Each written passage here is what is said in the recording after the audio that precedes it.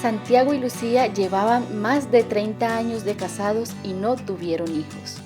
Así comienza el cuento ¿Dónde están los salvajes?, un libro publicado por el escritor Miguel Barrios Pallares, nuestro escritor invitado, cesarense por supuesto. Él nos contará un poco sobre su vida en la literatura.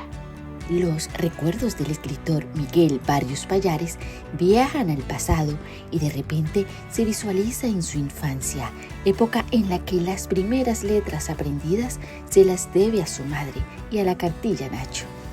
Gracias a estas enseñanzas se dejó envolver por los cómics, paquitos y obras de ciencia ficción que guardaba su padre. Recuerdo a mi mamá enseñándome. Mi mamá enseñándome a leer en la casa en la que vivíamos con mi papá.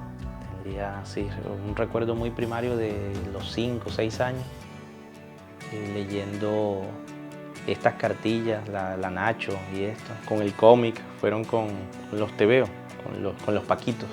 Esos fueron los primeros acercamientos en mi casa. Mi padre tenía algunos de Calimán, de todo esto. Y recuerdo sí que había libros de ciencia ficción. Había un libro de Julio Verne, quizás por eso mi afición a la ciencia ficción, titulado 20.000 leguas de viaje submarino, dividido en 2 tomos. Recuerdo que eso lo devoraba una y otra vez, muy constante. Sus primeros años de vida transcurrieron en Astrea, centro del departamento del Cesar, un municipio golpeado por la violencia y de la cual fue víctima. Astrea, desgraciadamente, es un municipio al que la violencia lo tocó de una forma muy brusca, muy fuerte. Yo soy víctima de la violencia, mi papá fue asesinado en el año 92, entonces ya imaginarás ese golpe. Luego de eso, seguí viviendo un tiempo en Astrea, toda esa infancia y parte de la adolescencia hasta terminar el bachillerato. Luego del bachillerato sí nos mudamos a Valledupar por los estudios universitarios. Mientras que otros niños se divertían con juegos propios de la edad, Miguel se entretenía creando historias y elaborando libros sin pensar que en el futuro su destino estaría dirigido por la literatura. Aunque uno está en el pueblo y está pasando toda la violencia y está pasando toda la maldad por encima, los juegos míos, mira, era crear historias, crear libros. Entonces con las libretas viejas, las del año pasado del colegio, entonces yo las recortaba, las cosía, ya hacía pequeños cuadernitos, luego los ilustraba en la parte de afuera, le escribía título y escribía una historia. Nunca se vio como escritor, quería dedicarse a oficios que le permitieran salvar el universo.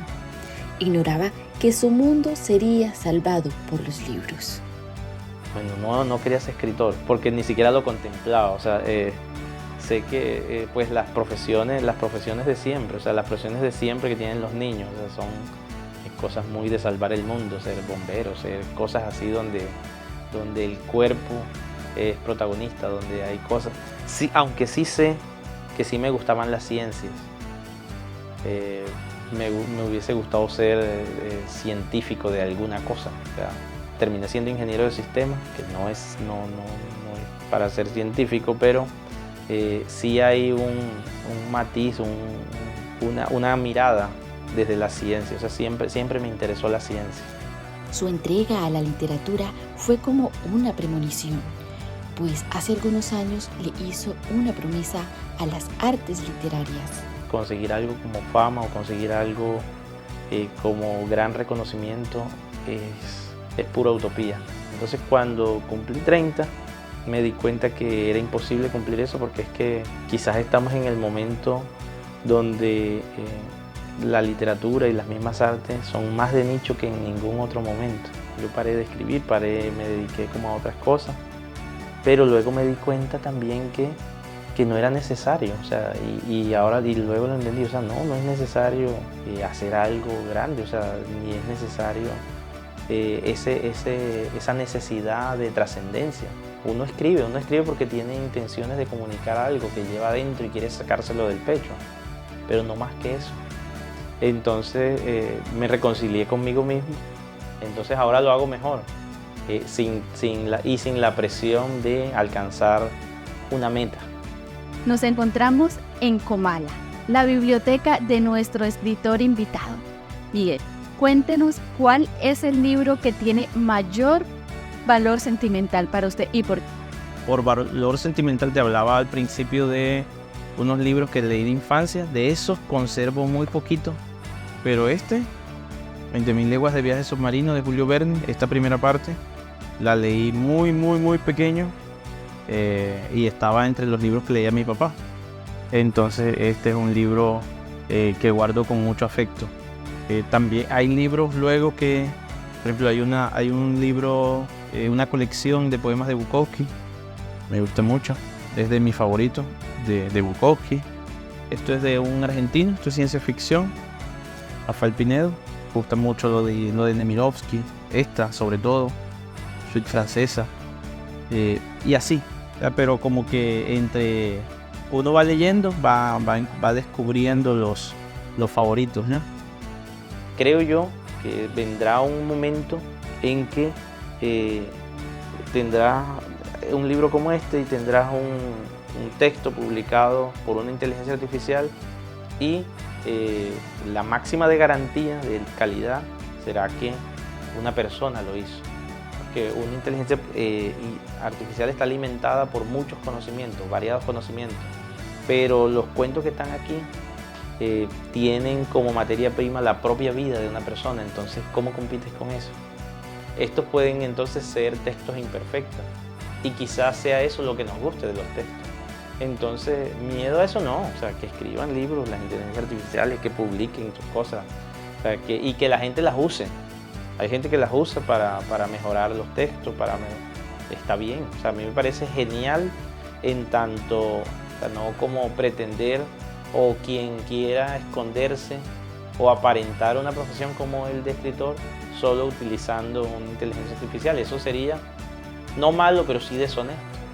En su recorrido literario se destaca la publicación de su libro de cuentos ¿Dónde están los salvajes?, las premiaciones a su trabajo literario y la divulgación de sus textos en revistas.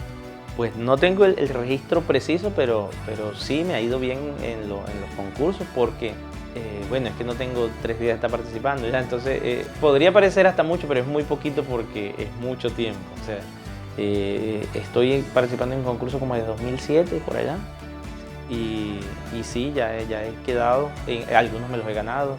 El del departamento, que es el que realiza la biblioteca, que ese es como el de aquí, lo gané en 2021, gané uno en San Diego, el festival de poesía que hacen allá, en varios, ahí vamos.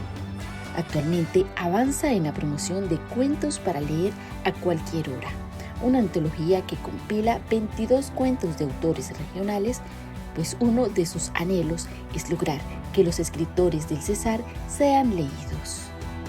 Yo noté una cosa, y es que en el Cesar no se está leyendo el autor regional, no se está leyendo el autor del Cesar. Entonces no podemos esperar que nos lean, que nos conozcan, si no tenemos obra. El autor del Cesar termina siendo, al menos el emergente, un autor sin obra.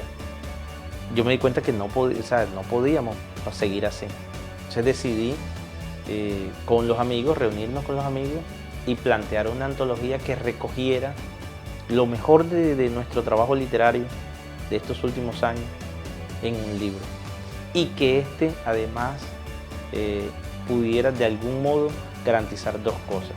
Uno, que fuese asequible al público primario, que es el que está en los colegios de secundaria, y 2, que se pudiera reconocer el trabajo del autor.